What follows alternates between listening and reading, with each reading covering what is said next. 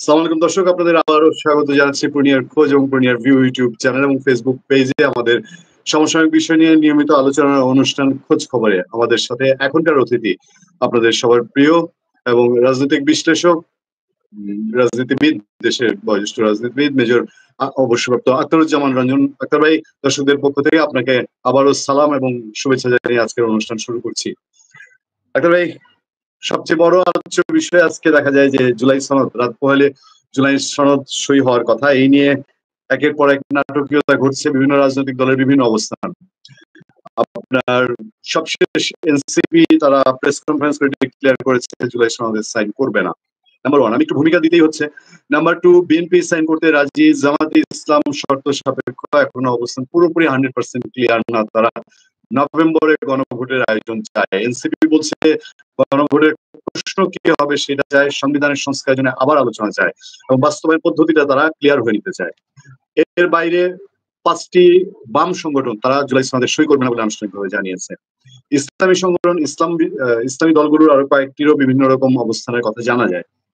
এবং এই সনদ ঘিরে গতকালই আমি আপনাকে জানিয়েছিলাম যে সরকার তার অবস্থানে কিছু পরিবর্তন, যেটা সুপ্রিম কোর্টের 106 অনুচ্ছেদ অনুযায়ী রেফারেন্সে সরকার গঠিত, সেই জায়গা থেকে তারা কিছুটা জুলাই সনদে অন্য ভিন্ন একটি ভাষা, যেখানে তারা বলার চেষ্টা করছে গণঅভ্যুত্থান পরবর্তী সরকার। এবং সব মিলিয়ে আপনার দৃষ্টিতে এই বিষয়টা জুলাই সনদে পর্যবেক্ষণ দেখতে চাই। আমি আরো আপনার সামনে তুলে ধরতে চাই, আলাপ করতে চাই যে আমাদের 12-14 লাখ ছেলেপেলে এইচএসসি পরীক্ষা দিল। আমার ছেলেপেলেরা এই বছর এতই গর্ধব গাধা, 4 লাখ ফেল করে বসেছে। চারদিকে নানা আলোচনা বিতর্ক, এই দায় কার? দায় তো অনেকেই চাপাচ্ছেন সরকারের পলিসির উপরে। এই বিষয়টা আপনার পর্যালোচনা জানতে চাই।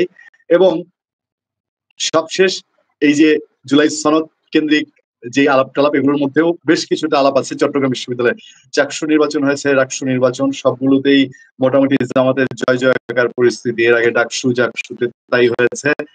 জামাত আবারও আজকে বলেছে যে এই ভোটগুলোর প্রভাব আগামী নির্বাচনে পড়বে। আমি আপনার সম্পূর্ণ পর্যবেক্ষণ এবং পর্যালোচনা চাচ্ছি, বিশ্লেষণ চাচ্ছি মেজর আখতারুজ্জামান রঞ্জন,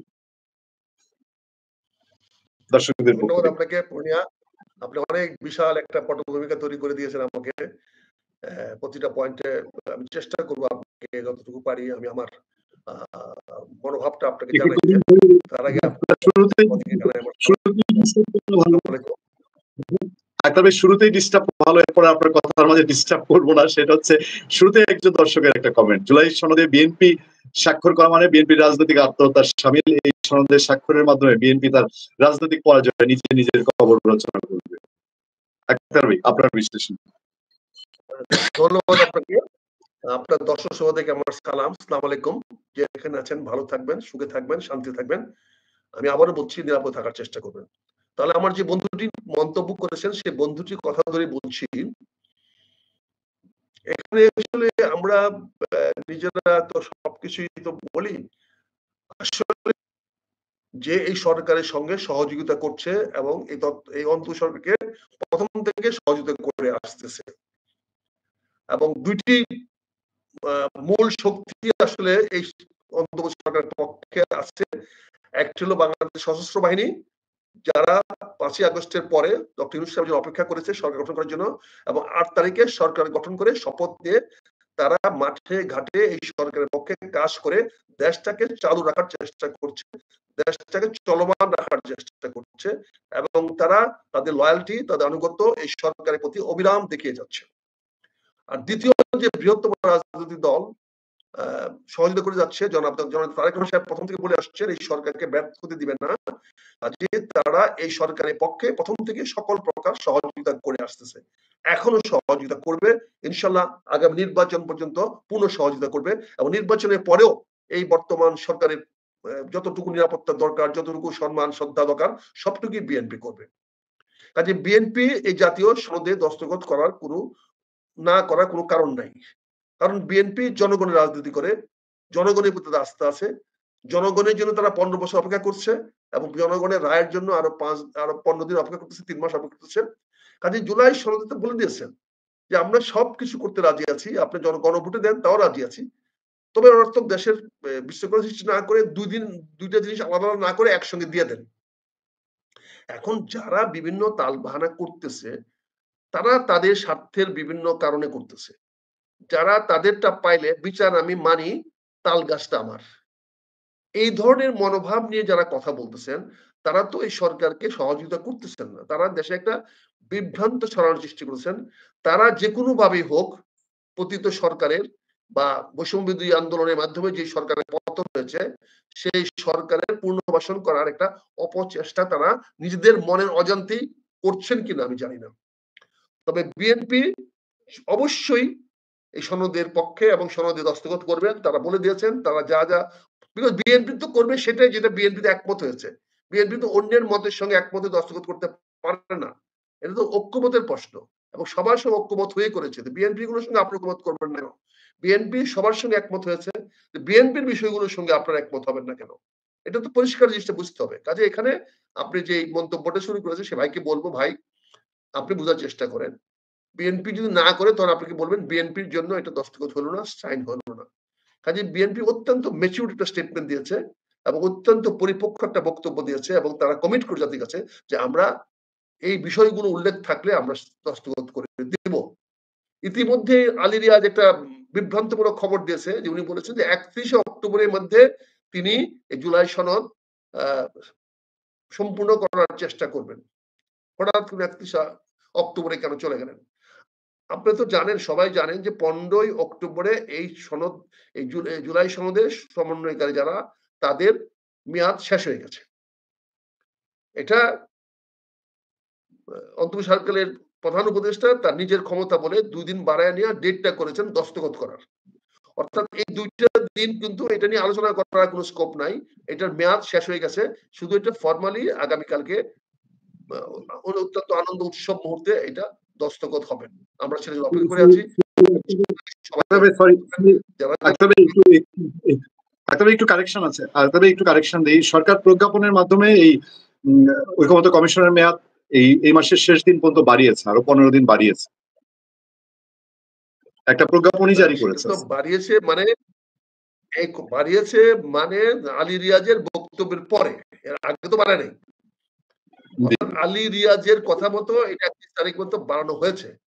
তার মানে কি যে যেটা দস্তখত হয়ে যাবে কালকে, এটা 15 তারিখে তো আগে 14 তারিখে বাড়ানো না কেন?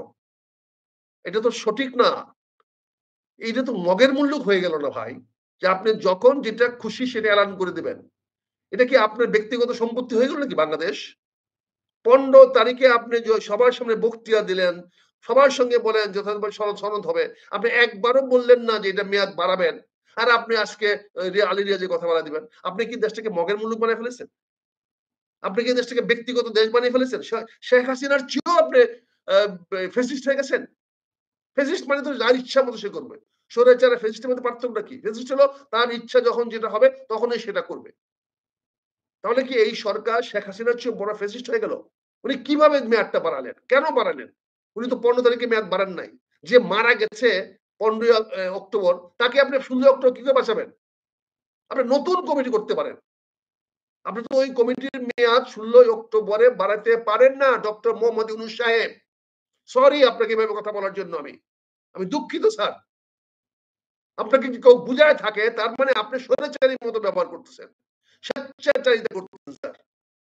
আপনি কোন অবস্থাতে 16 তারিখে এটাকে বাড়াইতে পারেন না। আর যদি পিছনের ডেট দিয়ে বাড়ায় থাকেন তাহলে তো স্যার আপনি অপরাধী হয়ে গেলেন স্যার। আপনি নৈতিকতা নিয়ে প্রশ্ন উঠবে স্যার। জনগণ আপনাকে সৎ মনে করবে না স্যার। এটা তো আপনি করতে পারেন না স্যার। আপনি আলী রিয়াজের কথায় কাজটা করতে পারেন না স্যার। পারেন না স্যার, পারেন না। যেটা আপনি করেছেন অবৈধ কাজ করেছেন। 31 তারিখ পর্যন্ত তার মেয়াদ বাড়িয়ে দিয়ে স্যার আপনি আরেকটি ভুল এক্সাম্পল, খারাপ এক্সাম্পল আমাদের সামনে করলেন। আমি একটা জিনিস আপনার নজরে আনতে চাই স্যার, যেহেতু কথাটা উঠলো। আপনাকে কিভাবে বিভ্রান্ত করা হয় দেখেন স্যার। আমি সরাসরি মাননীয় প্রধান উপদেষ্টার দৃষ্টি আকর্ষণ করছি আইসিটি আইনের উপরে। যে আইসিটি আইনটা গত 6 অক্টোবর আপনি পরিবর্তন করলেন। আমি এই আইনটা আপনাকে সামনে জ্ঞাতার্থে আমি এটাকে আপনাদের সামনে বলতে চাই পরিষ্কারভাবে। আপনি এই আইনটাকে পরিবর্তন করলেন। কবে করলেন? আমি 6 অক্টোবর। এই আইনটার উদ্দেশ্যটা কি করলেন? এটা জনগণের জ্ঞাতার্থে জ্ঞাতিত করলেন। করে বললেন ইন্টারন্যাশনাল ক্রিমিনাল ট্রাইব্যুনাল অ্যাক্ট 1973 অধিকতর সংশোধন কল্পে প্রণীত অধ্যাদেশ।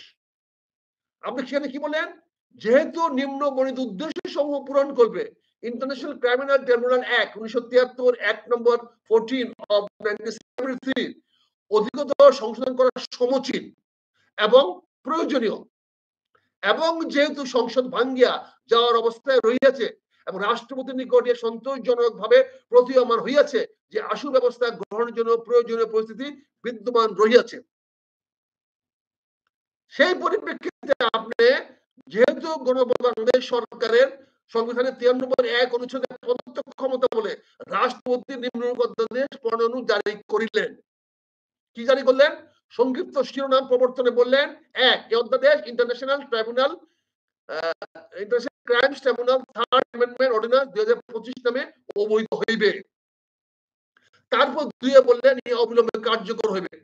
তারপরে দুই আবার বললেন act number 14 of 1973 section 20C এর সন্নিবেশ করলেন।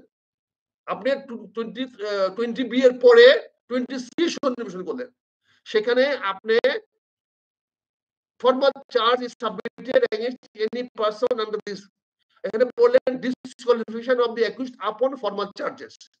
এখানে ইংরেজি চলে গেলেন, ইংরেজি ছিল মূল লাইন। এখানে কি বলেন 20C তে disqualification of the accused upon formal charges, formal charge submitted against any person under subsection 1 as you আপনি যেটা আগে বললেন of 9 of this act, such person shall be disqualified, shall be disqualified, not disqualified. You have not said they are hereby disqualified. আপনি wording গুলো খেয়াল করে দেখেন sir, আপনি কিন্তু বলেন না such person is hereby disqualified, আপনি বলছেন such person shall be disqualified। তো এই ওয়ার্ডিং গুলো তো আপনাকে খেয়াল করতে হবে মাননীয় প্রধান উপদেষ্টা মহোদয়। আপনি আসিফ নজরুল সাহেবকে আইনের শিক্ষক, ওনার প্রতি আপনার দৃষ্টি আকর্ষণ করছি। আপনি সি তে কি বললেন? সি উইদিন দ্য ব্র্যাকেট কি বলেন? from being appointed to any service of the republic। তার মানে কি বললেন? আমি যে এইভাবে পড়ি যে such person shall be disqualified from being appointed। আমি আবার বলছি such person shall be disqualified, সিতে কি বললেন? from being appointed to any service of the republic। এটা ছিল, এবং আদেশটা আপনি শাহাবুদ্দিন সাহেবের নামে দস্তখত করেছেন 6 অক্টোবর, কিন্তু এখানে আদেশ ক্রমে কথাটা লেখেন নাই। এই লেখাটার মধ্যে উচিত ছিল আদেশ ক্রমে। আমরা কি করে বুঝবো যে রাষ্ট্রপতি শাহাবুদ্দিন সাহেবের এখানে সম্মতি আছে? এটা জনগণ কি করে বুঝবে? আপনি এখানে তো আদেশ ক্রমে লেখেন নাই। তারপরে নিচে দস্তখত দিয়েছেন মোহাম্মদ হাফিজ আহমেদ চৌধুরী সচিব। সচিব কোথাকার সচিব? কার সচিব? কোন ডিপার্টমেন্টের সচিব? উনি কার নির্দেশে দস্তখত করলেন? কোন দস্তখত নাই, কিছু নাই। আমরা গ্যাজেটের মধ্যে কি দেখি? আদেশ ক্রমে লেখা থাকে, রাষ্ট্র আদেশ ক্রমে ইহা প্রকাশিত করা হইল। এখানে উনি প্রকাশিত করলেন না, কিছুই করলেন না। তার মানে আসিফ নজরুল সাহেব আইনের কোন ব্যাখ্যা বলে আইনটা করে দিলেন, এবং এই আইনের ব্যাখ্যা বলে আজকে সারা বাংলাদেশে একটা কেওয়াস, কনফিউশন, টেনশন, জাতিকে একটা বিপদে ফেলে দিলেন। আপনি সেনা বাহিনীর 22টি অফিসারের বিরুদ্ধে অ্যাকশন নিতে পারেন, 100 বার নিতে পারেন, কিন্তু ইউনিফর্ম অবস্থায় বেসামরিক আদালতে নিতে পারেন না। সেনাবাহিনীর কোন অফিসারকে, সৈনিককে ইউনিফর্ম অবস্থায় ডক্টর ইউনূসের সঙ্গে সেনাবাহিনীর সম্পর্ক খারাপ, এটা সকল জনগণ জেনে গেছে। বাংলাদেশ আর্মি অ্যাক্ট সেই প্রোটেকশন সেনা সদস্যদেরকে দিয়েছে। Bangladesh law of military law অনুযায়ী সে বিচার হবে তার। সেই বিচারে যদি সিভিলে তাকে দিতে হয় তাহলে তাকে চাকরি থেকে বরখাস্ত করতে হবে। আপনি কিন্তু আইনে বলেন নাই যে কারো বিরুদ্ধে যদি এই চার্জ আসা হয়, ফর্মাল চার্জশিট দেওয়া হয়, তাহলে সে ডিসকোয়ালিফাইড হবে henceforth to remain in the service। তাকে কিন্তু চাকরিতে থাকাটাকে ডিসকোয়ালিফাইড আপনি করেন নাই। আপনি 20C অনুযায়ী কোথাও যারা চাকরিতে এখনো পর্যন্ত আছে তাদেরকে কাউকে চাকরিতে বরখাস্ত করেন নাই, বা বরখাস্ত হবে বলে গণ্য হবে বলেও আইনে কোথাও দেওয়া নাই। তাহলে আপনি তাদেরকে ইউনিফর্ম পরে কি করে 22 তারিখ আদালতে নিয়ে যাবেন? আপনি তো তাদেরকে এই আইনের আওতায় আনেন নাই। যারা চাকরিতে আছে তারা কেউ চাকরি পাবে না, সে অভিযুক্ত হয়েছে, সে ভবিষ্যতে চাকরি পাবে না, কিন্তু চাকরিতে থাকতে পারবে না সে তো বলেন নাই। আর চাকরি যখন থাকবে তখন সে তার দায়িত্বের জায়গা থেকে আদালতে যাবে কার নির্দেশে? তার তো সুপিরিয়র কমান্ড আছে। তো সুপিরিয়র কমান্ডের নির্দেশ ছাড়া সে কি করে আদালতে যাবে? আর পুলিশ কোন এখতিয়ার বলে, কোন আইন বলে করবে পুলিশ তাকে গ্রেফতার করবে, পুলিশ তাকে ধরে নিয়ে যাবে? আদালতে যাওয়ার তো একটা পথ দিয়ে দেখাইতে হবে আপনাকে। সেখানে সেনাবাহিনী বলেছে আমরা তাদেরকে হেফাজতে রেখেছি, আইনের ব্যাখ্যা অনুযায়ী আমরা আদালতের কাছে তাদেরকে নিয়ে যাব। এখন আপনি আমাদের টিআইবি বলতেছে এক কথা, আমার লার্নেড অ্যাডভোকেট চিফ প্রসিকিউটর সাহেব বলছে এক কথা, ওদের সারা জাতিকে বিভ্রান্ত করে দিচ্ছেন। আমি আবারও বলছি, পরিষ্কার বলছি, ডক্টর ইউনূস স্যারের কাছে অনুরোধ করছি, ইউনূস স্যার, স্যার আমরা ন্যায় বিচার চাই। আপনি বলেছেন ন্যায় বিচার হবে, আপনি কমিটমেন্ট করেছেন জাতির কাছে, আপনি প্রথম শপথের দিন।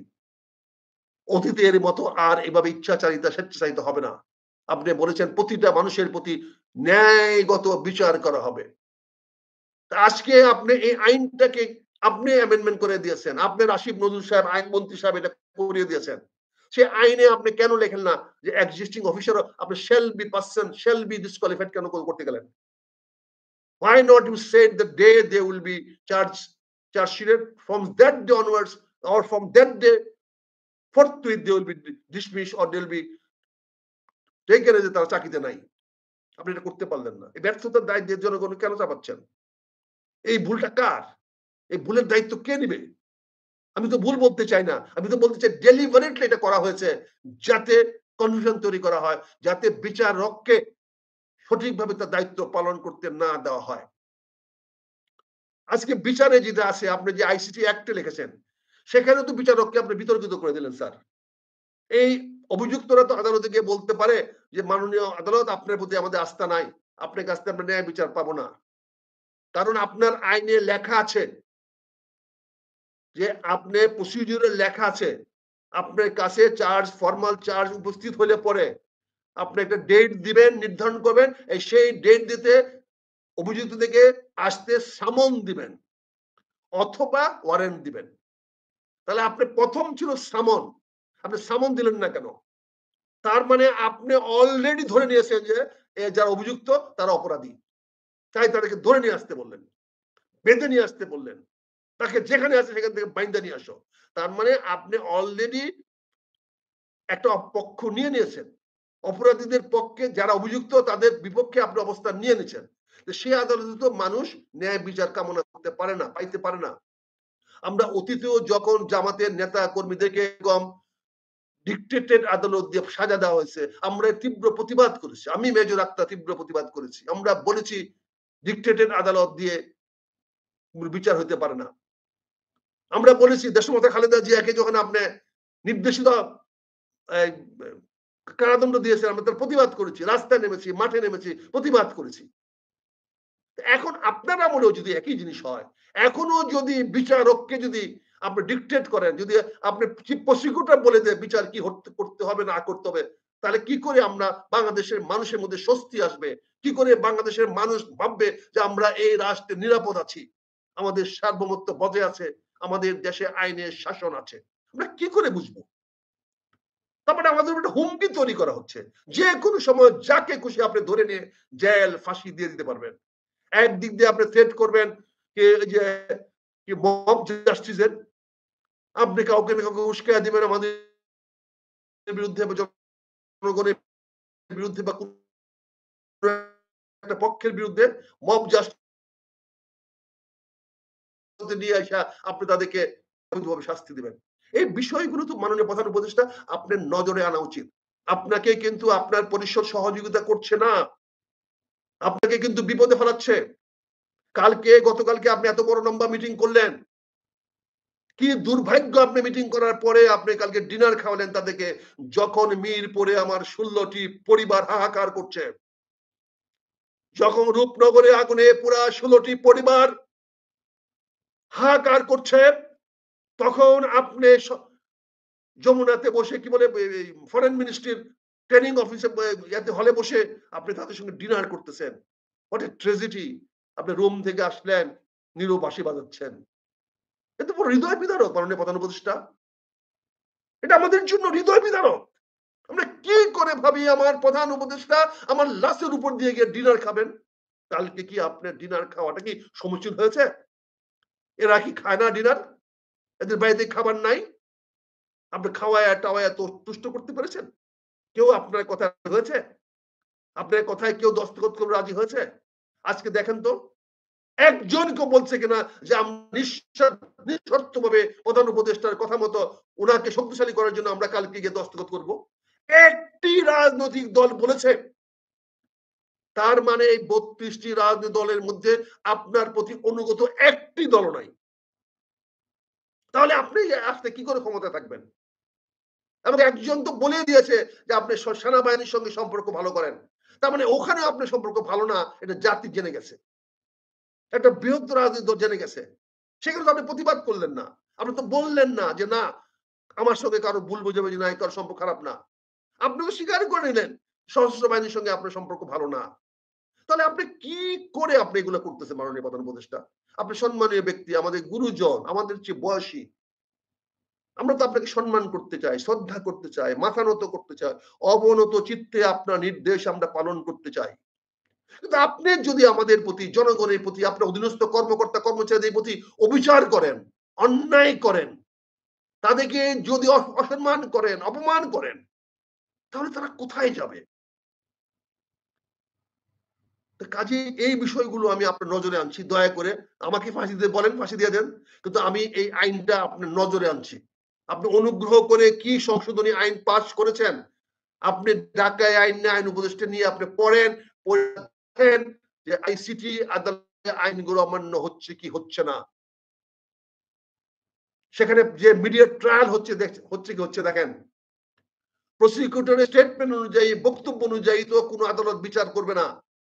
আদালত বিচার করবে সাক্ষী এবং ডকুমেন্ট দেখে। সাক্ষীর বক্তব্য শুনবে এবং তার সলিড, তার প্রমাণিত দলিল দেখাইতে হবে।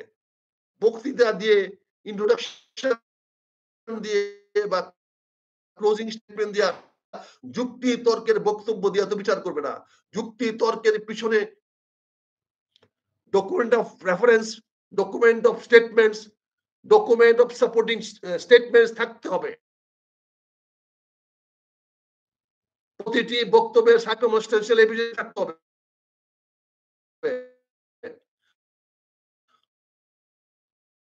প্র্যাকটিক্যাল উইটনেস থাকতে হবে। চাক্ষু থাকতে হবে। চাক্ষু সাক্ষী ছাড়া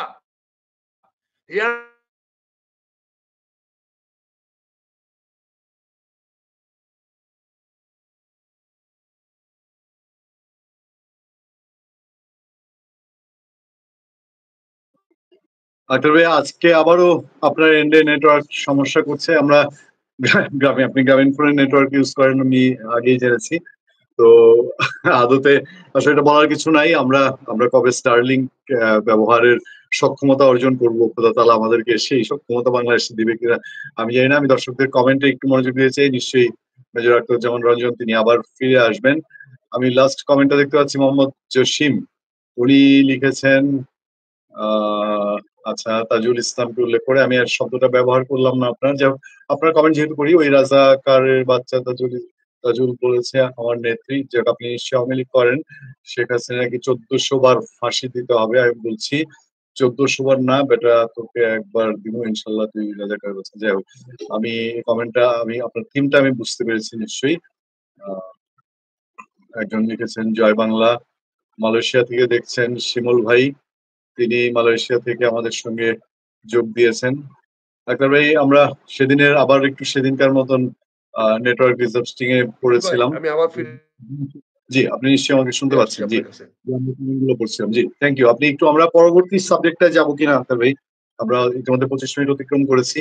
আমরা পরবর্তী যে আরো দুইটা টপিক আছে, দুইটা টপিকে আপনার মূল্যবান বিশ্লেষণ আমরা জানতে চাই। ডাক্তার ভাই, মেজর আখতারুজ্জামান রঞ্জন। জি, এখন আমি আবার আসছি ফিরে, আমি কন্টিনিউ করব। কাজে আমরা যে কথাটা বলছিলাম, আমরা জি, চাই অপরাধীর বিচার হোক, সে যেই হোক না কেন।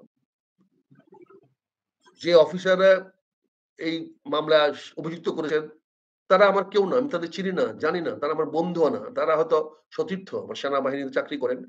সেজন্য হয়তো তাদের প্রতি আমার সহানুভূতি থাকতে পারে। কিন্তু তারপরেও আমি তাদের বিচার চাই। তাদের সকল কৃতকর্মের সকল অপরাধের বিচার চাই। তাদের অনেকেই সে বিচারের মুখাপেক্ষি হওয়ার জন্য সাহস আছে। তারা অনেকের মতো পালিয়ে যায় নাই। তাই তাদেরকে সম্মান করে আদালতে নিয়ে যান। তারা যদি অপরাধী হয় তাদেরকে ফাঁসি দেন। আমি সমর্থন করব। আমি আপনার পাশে দাঁড়াবো স্যার। আমি প্রধান উপদেষ্টাকে সমর্থন দিব তাদেরকে যদি ন্যায় বিচার করে ফাঁসি দেন। আমি সেটা জনগণের সামনে আপনার পক্ষে তুলে ধরব।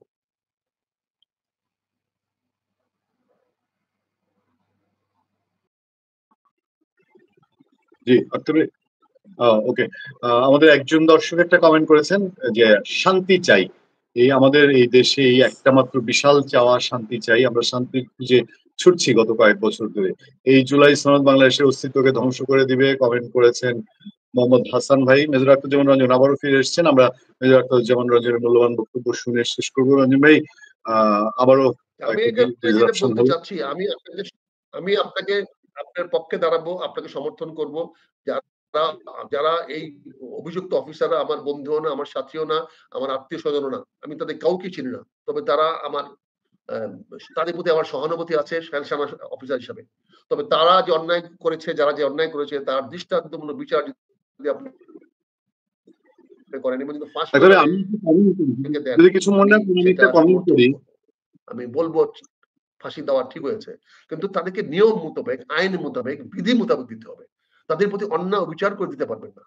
তারা তো আদালতের কাছে মুখাপেক্ষি হওয়ার জন্য দাঁড়িয়ে আছে। তারা তো দেশ থেকে পালিয়ে যায় নাই। তাদের তো আমি সেই একটা ন্যায় বিচার করেন, ন্যায় বিচার করেন।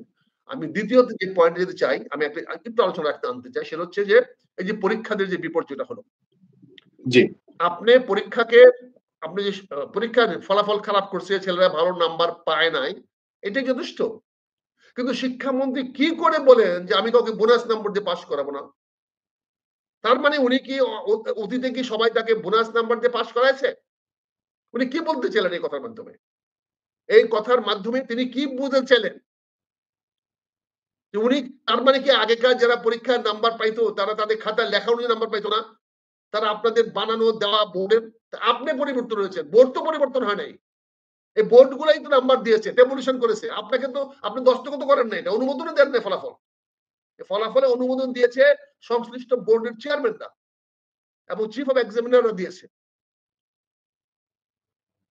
কাজেই সেখানে আপনি কি করে বলতে পারেন যে এক্সট্রা নম্বর দিবে না? আপনি এইভাবেই নিয়ে আপনি গিনিপিগের মতো আমাদের দেশের প্রজন্মকে নিয়ে খেলবেন আপনি। এইটা কোথায় পেলেন আপনি শিক্ষামন্ত্রী সাহেব, শিক্ষা উপদেষ্টা সাহেব? এরকম একটা দৃশ্য দেখানোর মতো অবস্থা আপনি কোথায় পেলেন?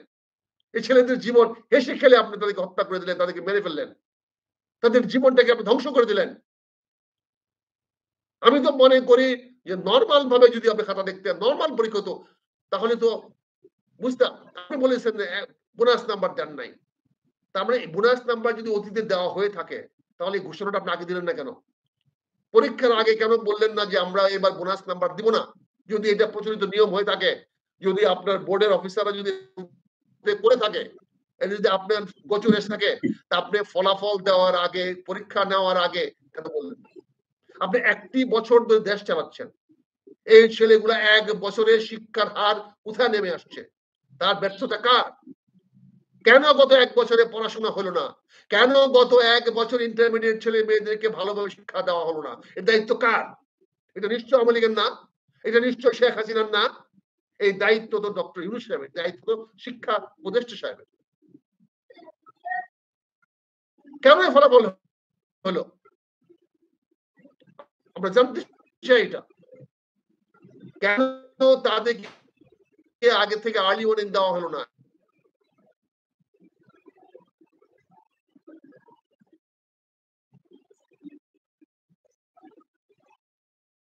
দর্শক, আমারও কিছু রিয়েলাইজেশন ছিল। আক্তার ভাইয়ের এন্ডে নেটওয়ার্কটা খুবই বেশি ডিস্টার্ব করছে। আমরা নিশ্চয়ই অনুষ্ঠানের প্রায় শেষ প্রান্তে চলে এসেছি। আমি আমি যেটুকু বুঝি, এটা আমার একান্তই আমার ব্যক্তিগত অভিমত যে আমাদের বাংলাদেশের সেনাবাহিনীকে আমরা যদি সোজাসাপটা বলি, সেনাবাহিনীকে অপরাধীরা ভয় পায়। আবার সেনাবাহিনীর প্রতি সব শ্রেণীর মানুষের একটা সফট কর্নার আছে। এটা হচ্ছে এর আগের আলোচনার সূত্র ধরে আমার মন্তব্য। এবং শিক্ষা নিয়ে যেটা হয়েছে যে এই সরকার বোধহয় আমাদেরকে ভেবে নিয়েছে যে আমরা শিক্ষার খুবই উচ্চ থেকে উচ্চতর লেভেলে অবস্থান করছি। ওই জুলাই অভ্যুত্থানের মধ্যে দিয়ে ছাত্রদেরকে সমন্বয়ক বানায় যে এক শ্রেণীর নব্য চাঁদাবাজ গোষ্ঠী তৈরি করা হয়েছে, সেই নব্য চাঁদাবাজ গোষ্ঠীর উৎপাতে দেশের যে একেবারে ত্রাহি ত্রাহি দশা, তা আমাদের শিক্ষা দীক্ষা তো মোটামুটি পরিপূর্ণ হয়ে গেছে, পূর্ণ হয়ে গেছে। আমাদের এই তারা যে এই যে ঐক্যমত্য কমিশন করলো, সেখানেও শিক্ষা কমিশন বলতে কিছু নাই। সুতরাং আমরা ধরে নিতে পারি যে আমাদের দেশ খুবই উচ্চ শিক্ষায় শিক্ষিত হয়ে গেছে। ফলে উনি একটা আমি মানে আবার আমি হ্যাঁ, আবার আসছি। জি, আমি জি, আমি মনে জি, করি শিক্ষামন্ত্রী যে কথা বলছেন এটা খুব ধিক্কারজনক। এটার জন্য নিন্দা জানাচ্ছি, ক্ষোভ জানাচ্ছি এবং সেই সঙ্গে দাবি করছি এই বছরের ছেলেদের প্রতিটি ছেলেদের খাতাগুলো আবার পুনঃ বিবেচনা করা হোক। একটা আলাদা কমিটি করে দিয়ে প্রতিটি ছেলে মেয়েদের যারা যারা ফেল করেছেন, হতে পারেন নাই, তাদের আনসার স্ক্রিপ্ট গুলো, যারা উত্তরপত্র গুলো পুনর্মূল্যায়ন করা হোক।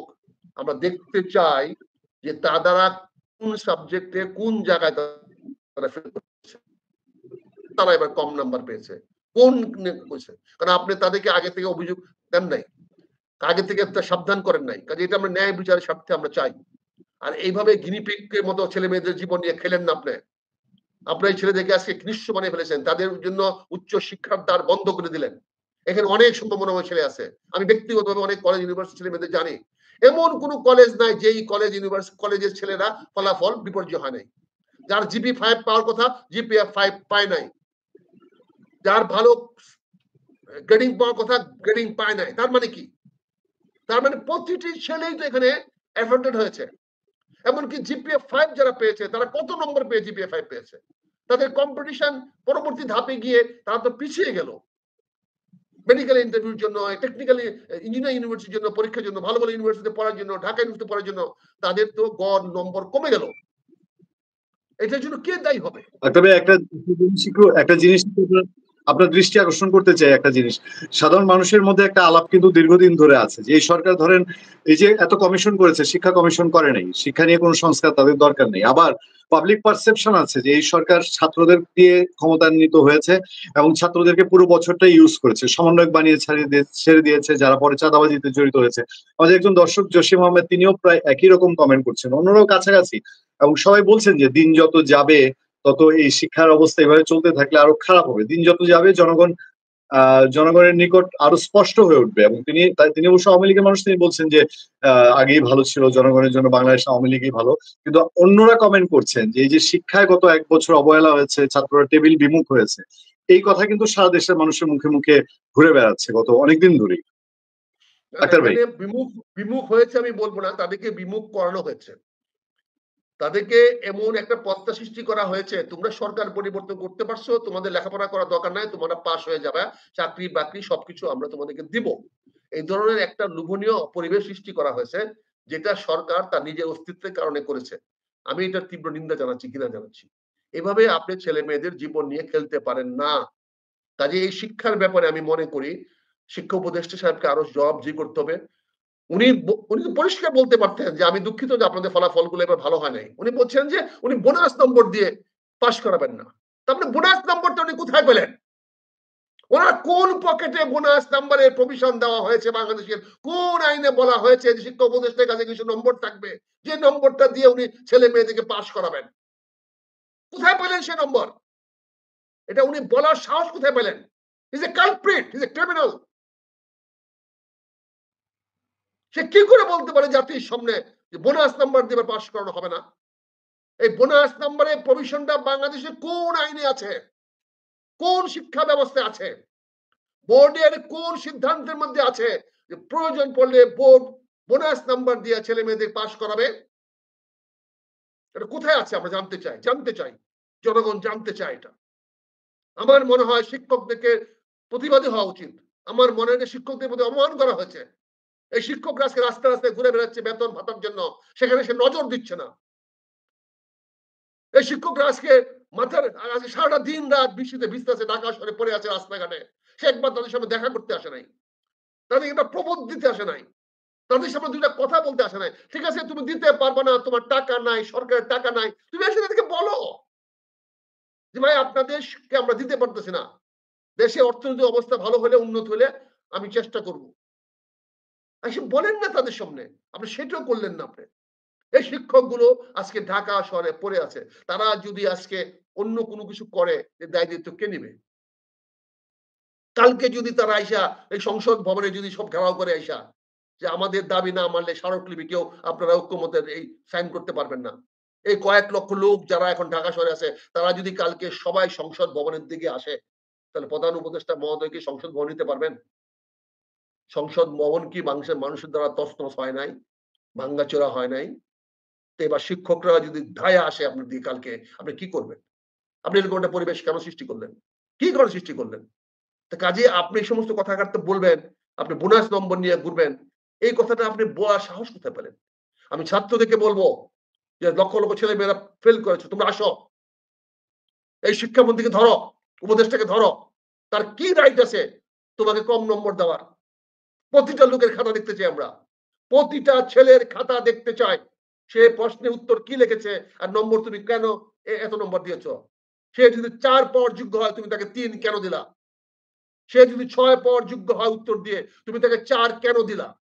এটা আমরা প্রশ্ন করতে চাই। এই ছেলেদের কাছে আহ্বান জানাতে চাই, তোমরা আসো, তোমাদের জীবন নিয়ে ছিনিমিনি খেলার অধিকার কোন শিক্ষা উপদেষ্টার নাই, কারো নাই। আর বোর্ডের কাছে বলতে চাই, আপনারা পরিষ্কার করেন, আপনারা কি এতকাল বোনাস নাম্বার দিয়ে ছেলে মেয়েদেরকে পাশ করিয়েছেন?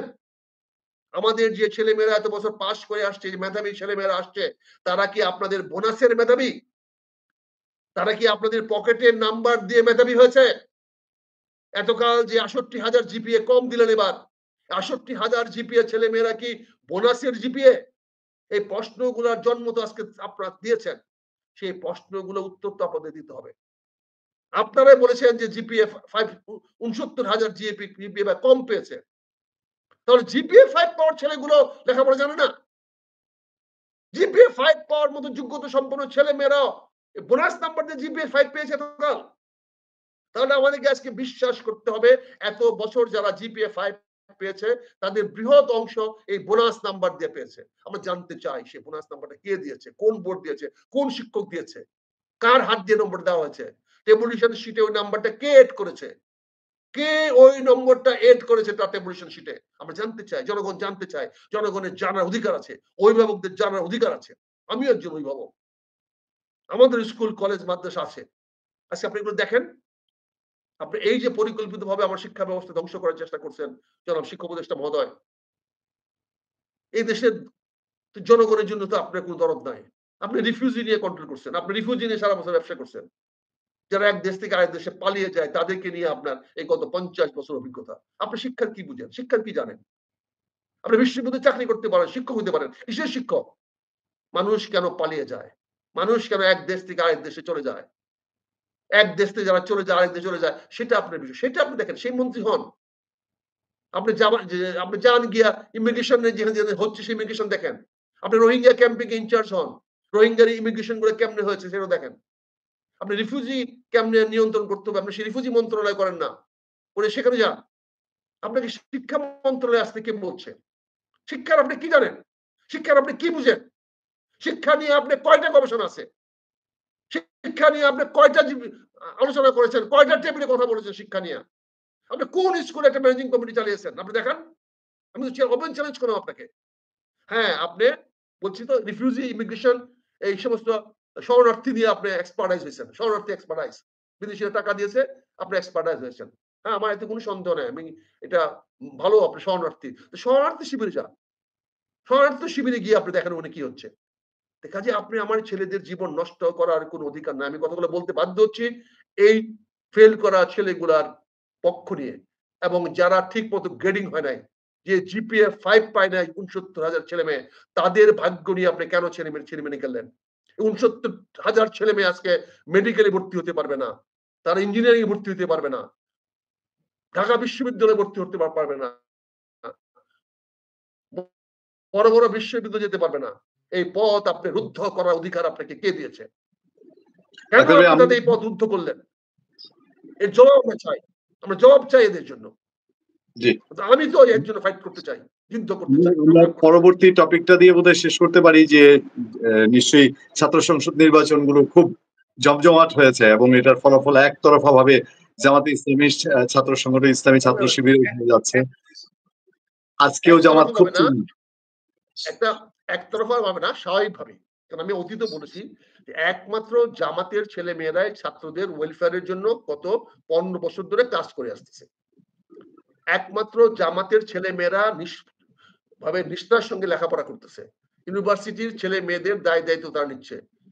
ঢাকা ইউনিভার্সিটি থেকে নিয়ে সকল বিশ্ববিদ্যালয়ে এমন কোন বিশ্ববিদ্যালয় নাই, প্রাইভেট বিশ্ববিদ্যালয় নাই যেখানে ছাত্র ভর্তি বা ছাত্র কল্যাণে ছাত্র শিবিরদের সহানুভূতি নাই, সহযোগিতা নাই। অন্য রাজনৈতিক দলগুলো ছাত্রদেরকে শোষণ করেছে, তাদেরকে এক্সপ্লয়েট করেছে, কিন্তু ছাত্র শিবিরের ছেলেরা ছাত্রদেরকে সহায়তা করেছে। তাদের যথেষ্ট ফান্ড ছিল, তাদের প্যারেন্টস ইউনিটস, তাদের যে মূল রাজনৈতিক দল জামাতের থেকে তারা আর্থিক সাহায্য পেয়েছে, সহযোগিতা পেয়েছে, সেইগুলা দিয়ে তারা ছাত্রদেরকে ভর্তি করাতে পেরেছে, ভালো ফলাফল করাইছে, কোচিং সেন্টার চালিয়েছে। আপনি দেখেন দেশের 95% কোচিং সেন্টার জামাতের ছেলেমেয়েরা চালায়। ঢাকা শহরের ফার্ম গেট থেকে নিয়ে, মিরপুর থেকে নিয়ে, কচু ক্ষেত থেকে নিয়ে, কলা বাগানে বলেন, আপনার ওই খিল খেতে বলেন, নীল খেতে বলেন, আপনি যদি 100টা 10টা যদি কোচিং সেন্টার দেখেন তাহলে 9টা তো একবারে নির্দ্বিধায় জামাতের লোক, আর একটার মধ্যে ফ্রিকশন আছে, বিভিন্ন দলের লোকের সঙ্গে ভাগাভাগি আছে, কিন্তু 9টা জামাতের লোক, তারা লেখাপড়া করেছে। কাজে বিশ্ববিদ্যালয়গুলোতে তারা অবশ্যই ফলাফল করবে।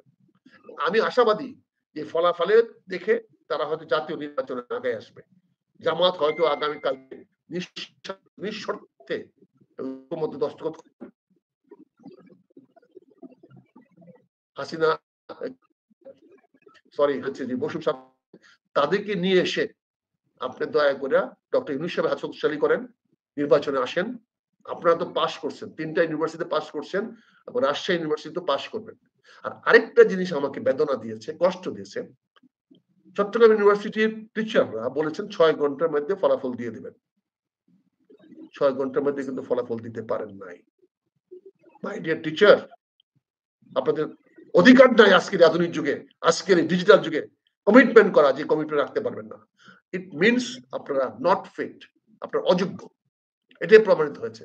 6 ঘন্টা মানে 6 ঘন্টা, 6 ঘন্টার মধ্যে আপনার ফলাফল দেওয়া উচিত ছিল। আপনি কিসে ক্যালকুলেশন করছেন, কিসে মানবন্ধন করেছেন, কিভাবে আপনি মানুষকে নিয়োজিত করেছেন যে ফলাফলটা 6 ঘন্টার মধ্যে বললেন না? আপনি 20 ঘন্টা বেশি সময় নিয়ে আজকে দুপুরবেলা ফলাফল দিয়েছেন কেন, কি কারণে? এটা তো আপনাদের ব্যর্থতা। ভাইস চ্যান্সেলর সাহেব, আপনার ব্যর্থতা, বড় বড় কথা বলেন না, নিজেদের দায়িত্ব সঠিকভাবে আপনারা কেউ পালন করতে পারছেন না। আর আজকে তো রাজশাহী ইউনিভার্সিটি আবার এক কাঠি উপরে সরেশ, উনি বলছেন 19 ঘন্টার মধ্যে ফলাফল দেবেন। 19 ঘন্টা, 20 ঘন্টাও না, 18 ঘন্টা না। শালা কি পরিমাণ মুনাফেক শালা! 19 ঘন্টাতে তুই কি হিসাব করলেন? ম্যাট্রিক্সটা বল।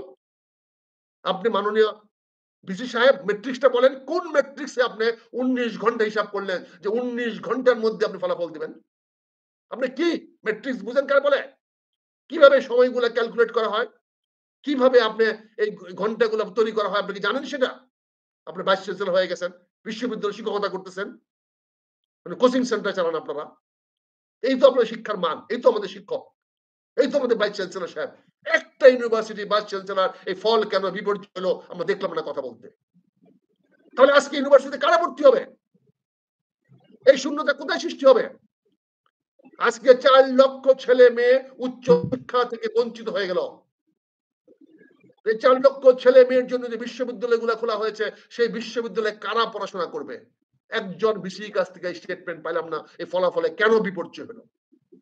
এরা কারা? এই শিক্ষক দিয়ে আমরা কি করব? তারা নকল শিখাইছে, দুর্নীতি শিখাচ্ছে। প্রতিটি ইউনিভার্সিটি শিক্ষিত গ্রাজুয়েটরা ইঞ্জিনিয়ারিং ইউনিভার্সিটি থেকে, বুয়েট থেকে, বিভিন্ন টেকনিক্যাল কলেজ থেকে, এমনকি আইন থেকে সব দুর্নীতিবাজি বেরোচ্ছে। তার মানে শিক্ষকরা তাদেরকে ঠিক মতো মোটিভেট করে না, তাদের মোরালিটি, তাদের এথিক্যাল ভ্যালুস গুলাকে ইমপ্রুভ করায় না, যার ফলে তারা এই শিক্ষিত লোকগুলা দুর্নীতিবাজ হচ্ছে।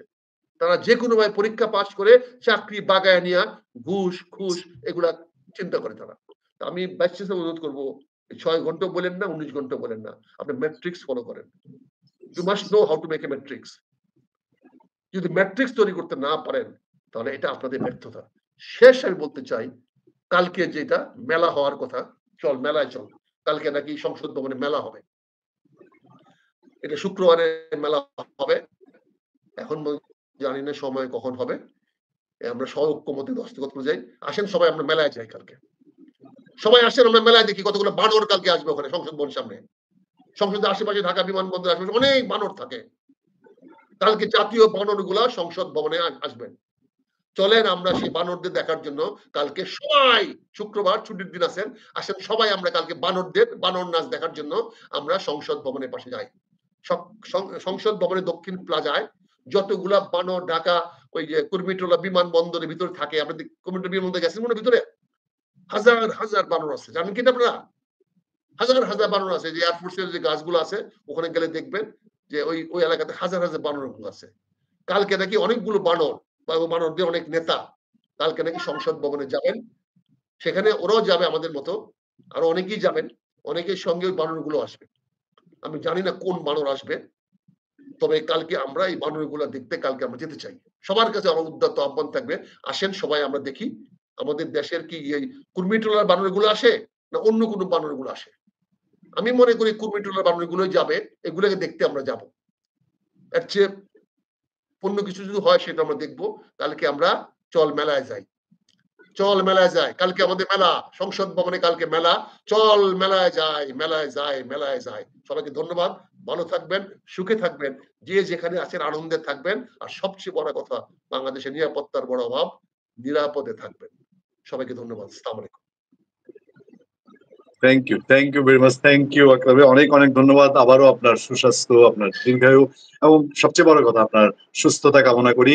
আমি তো আপনার সুস্থভাবে আপনি সুস্থ থাকেন, ভালো থাকেন, এবং আমাদের দর্শকরা বরাবরই আপনাকে গ্রহণ করছেন এবং আপনার মূল্যবান মতামত পাচ্ছেন। আবারও আপনাকে ধন্যবাদ জানিয়ে আজকে রাতের মতো বিদায় নিচ্ছি। শুভরাত্রি আকরাম ভাই।